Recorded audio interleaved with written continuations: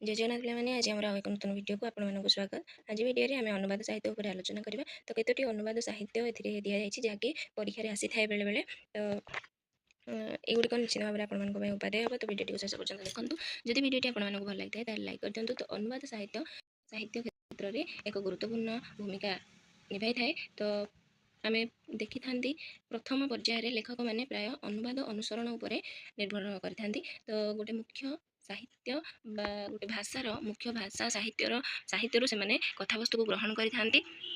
କଥାବସ୍ତୁକୁ ଅନୁସରଣ କରି ନିଜର ମୌଳିକତାରେ ସେ ଗ୍ରନ୍ଥର ରଚନା କରିଥାନ୍ତି। ଯେମିତିକି ଆମେ ଦେଖିବା ଓଡ଼ିଆ ସାହିତ୍ୟରେ ସାରଳା ଦାସ ସଂସ୍କୃତ ମହାଭାରତକୁ ଅନୁସରଣ କରି ତାଙ୍କର ମହାଭାରତଟିକୁ ରଚନା କରିଛନ୍ତି। ସେହିଭଳି ଭାବରେ ଆମେ ପଞ୍ଚଶଖା ଯୁଗରେ ମଧ୍ୟ ଦେଖିବା ବଳରାମ ଦାସ ତାଙ୍କର ଜଗମୋହନ ରାମାୟଣ ରଚନା କରିବା ପାଇଁ ସେ ସଂସ୍କୃତ ରାମାୟଣକୁ ଅନୁସରଣ କରିଛନ୍ତି। ନିଜର ମୌଳିକତା ସେଥିରେ ରହିଥିଲେ ମଧ୍ୟ ସେ ସଂସ୍କୃତ ମହାକାବ୍ୟକୁ ଅନୁସରଣ କରିଛନ୍ତି ବା ତାକୁ ସଂସ୍କୃତର ରାମାୟଣ ମହାଭାରତ ଦ୍ୱାରା ସେମାନେ ପ୍ରଭାବିତ ହୋଇଛନ୍ତି। ତ ସେଇଭଳି ଭାବରେ ଗୋଟେ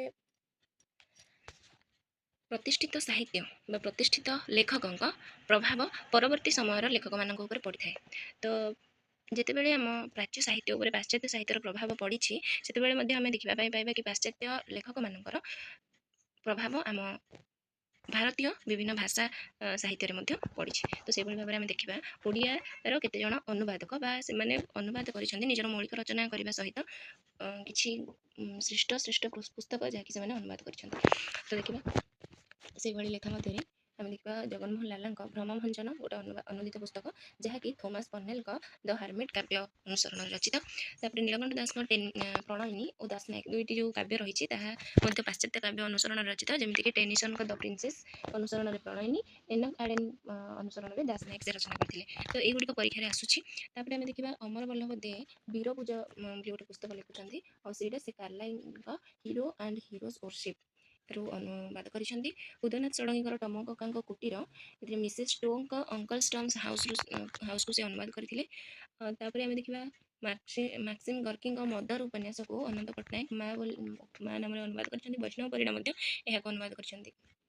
ପରବର୍ତ୍ତୀ ସମୟରେ ଲିଓ ଟଲଷ୍ଟୟଙ୍କ ୱାର୍ ଆଣ୍ଡ ପିସ୍କୁ ଗୋପୀନାଥ ମହାନ୍ତି ଯୁଦ୍ଧ ଓ ଶାନ୍ତି ନାମରେ ଅନୁବାଦ କରିଛନ୍ତି। ପରବର୍ତ୍ତୀ ସମୟରେ ଦେଖିବା ପ୍ରେମଚାନ୍ଦଙ୍କ ଗୋଦାନ ଉପନ୍ୟାସକୁ ଗୋଲକ ବିହାରୀ ଧଳ ଗୋଦାନ ନାମରେ ଅନୁବାଦ କରିଛନ୍ତି। ଇଲିୟଟଙ୍କ ୱେଷ୍ଟଲ୍ୟାଣ୍ଡ ଜ୍ଞାନେନ୍ଦ୍ର ବର୍ମା ପୋଡ଼ା ଭୂଇଁ ନାମରେ ଅନୁବାଦ କରିଛନ୍ତି। ଦସ୍ତୋଭସ୍କିଙ୍କ କ୍ରାଇମ୍ ଆଣ୍ଡ ପନିଶମେଣ୍ଟ ପୁସ୍ତକକୁ ପାପ ଓ ପ୍ରାୟଶ୍ଚିତ ନାମରେ ପ୍ରଭାସ ଚନ୍ଦ୍ର ଶତପଥୀ ଅନୁବାଦ କରିଛନ୍ତି।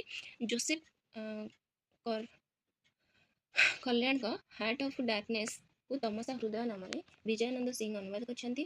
ତାପରେ ଜଣେ ଶିକ୍ଷକଙ୍କୁ ଚିଠି ଚିତ୍ତରଞ୍ଜନ ଦାସ ଅନୁବାଦ କରିଛନ୍ତି। ତ ଯୁଗଳ କିଶୋର ଦତ୍ତ ଅନେକ ଗୁଡ଼ିଏ ବଙ୍ଗଳା ଗ୍ରନ୍ଥର ଅନୁବାଦ ସେ କରିଛନ୍ତି। ତାପରେ ଦେଖିବା କ୍ରିଷ୍ଣା କ୍ରିପାଳିନୀ ଅଲ୍ ମେନ୍ସ ଆର୍ ବ୍ରଦର୍ସ ତାଙ୍କର ଏହି ପୁସ୍ତକରୁ କ୍ରିଷ୍ଣା କ୍ରିପାଳିନୀଙ୍କ ଅଲ୍ ମେନ୍ସ ଆର୍ ବ୍ରଦର୍ସ ପୁସ୍ତକକୁ ନନ୍ଦିନୀ ଶତପଥୀ ଅନୁବାଦ କରିଛନ୍ତି। ଗାନ୍ଧୀ କଥାମୃତ ଅମୃତା ପ୍ରୀତମଙ୍କୁ ରସିଦ ଟିକେଟ୍ ତସ୍ଲିମା ନାସରିନଙ୍କ ଲଜ୍ଜାକୁ ନନ୍ଦିନୀ ଶତପଥୀ ଅନୁବାଦ କରିଛନ୍ତି। ତ ଦେଖିବା ଶ୍ରୀ ଅରବିନ୍ଦଙ୍କ ଦ ଲାଇଫ୍ ଡିଭାଇନ୍ ଦିବ୍ୟ ଜୀବନର ଅନୁବାଦକ ହେଉଛନ୍ତି ଚିତ୍ତରଞ୍ଜନ ଦାସ। ତ ଶ୍ରୀ ଅରବିନ୍ଦଙ୍କ ଜୀବନୀକୁ ଚିତ୍ତରଞ୍ଜନ ଦାସ ଅନୁବାଦ କରିଛନ୍ତି। Bharat Chandra Nayak the life of ହ୍ୟୁଏନ୍ ସାଙ୍କ ଜୀବନୀକୁ ସେ ଅନୁବାଦ କରିଛନ୍ତି। ସାମୁଏଲ ବିଲଙ୍କ ହୁଏନ୍ ସାଙ୍କ ଗ୍ରନ୍ଥରୁ ଜୀବନୀ ଗ୍ରନ୍ଥକୁ ଓଡ଼ିଆରେ ଅନୁବାଦ ହୁଏନ୍ ସାଙ୍ଗ ଓ ତାଙ୍କ ଭାରତ ଭ୍ରମଣ ବୋଲି କରିଛନ୍ତି ଭାରତ ଚନ୍ଦ୍ର ନାୟକ। ତ ଏଇଭଳି ଭାବରେ କେତୋଟି ଅନୁବାଦ ପୁସ୍ତକ ରହିଥିଲା ଯାହାକି ପରୀକ୍ଷାରେ ଆସୁଛି। ତେଣୁ ଆପଣମାନଙ୍କ ପାଇଁ ନିଶ୍ଚିତ ଭାବରେ ଉପାଦେୟ ହେବ। ତେଣୁ ସମସ୍ତେ ନିଜ ନିଜ ଖାତାରେ ଏଇଗୁଡ଼ିକୁ ଲେଖି ରଖନ୍ତୁ ଆଉ ପଢ଼ନ୍ତୁ, ପଢ଼ିକି ବି ମନେ ରଖନ୍ତୁ। କାହିଁକି ନା ବେଳେବେଳେ ପରୀକ୍ଷାରେ ଏଇଗୁଡ଼ିକ ଆସୁଅଛି। ତ ଏଇଭଳି ନୂତନ ଭିଡ଼ିଓ ପାଇବା ପାଇଁ ଆମ ଚ୍ୟାନେଲକୁ ସବସ୍କ୍ରାଇବ୍ କରିଦିଅନ୍ତୁ। ଆମ ସହିତ ଯୋଡ଼ି ହୋଇ ରହିଥାନ୍ତୁ। ସାଙ୍ଗସାଥିମାନଙ୍କ ସହିତ ମଧ୍ୟ ସେୟାର କରିଦିଅନ୍ତୁ। ଧନ୍ୟବାଦ। ଜୟ ଜଗନ୍ନାଥ।